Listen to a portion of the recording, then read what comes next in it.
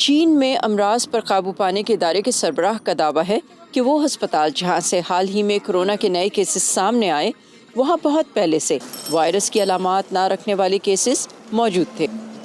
چین کا کہنا ہے کہ گزشتہ جمعے کو ملک بھر سے رپورٹ ہونے والے 32 کیسز میں سے 25 بیجنگ سے سامنے آئے، جن میں سے 4 ایسے چینی شہری ہیں جو بیرون ملک سے لوٹے تھے۔ چین کے ڈاکٹروں کی طرف سے اس پر تبادلہ خیال کیا جا رہا ہے کہ کیا بیجنگ میں پھیلنے والے کووڈ-19 کا ڈی این اے یورپی قسم کا ہے۔ وہ جانتے ہیں کہ بیجنگ میں اس وائرس کی جینیاتی خصوصیات اس بار کچھ مہینے پہلے بیجنگ میں پائے جانے والے وائرس سے مختلف ہیں، جس کا تعلق اس جاندار میں واقع ہونے والی ممکنہ تبدیلی سے ہے۔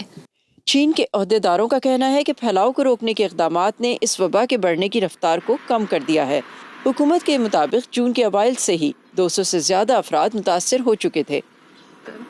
یورپ میں جرمنی میں بھی کیسز میں اضافہ ہوا ہے، جب سے گوشت پیک کرنے والے ایک پلانٹ میں 1500 سے زیادہ افراد کا نئے کورونا وائرس کا ٹیسٹ مثبت آیا۔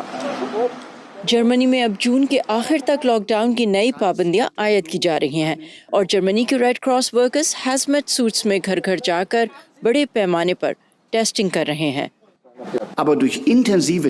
سخت جانچ سے ہمیں صورتحال کی ایک بہتر تصویر ملے گی۔ ادھر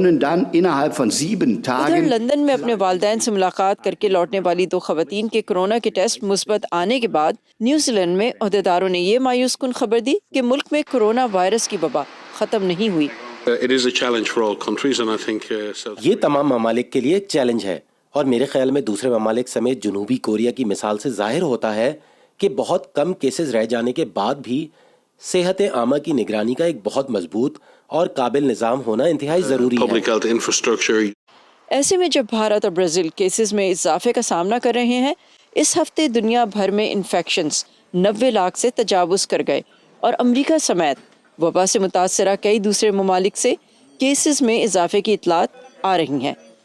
مریامہ ڈیالو کے ساتھ صبا شاہ خان، وائس آف امریکہ۔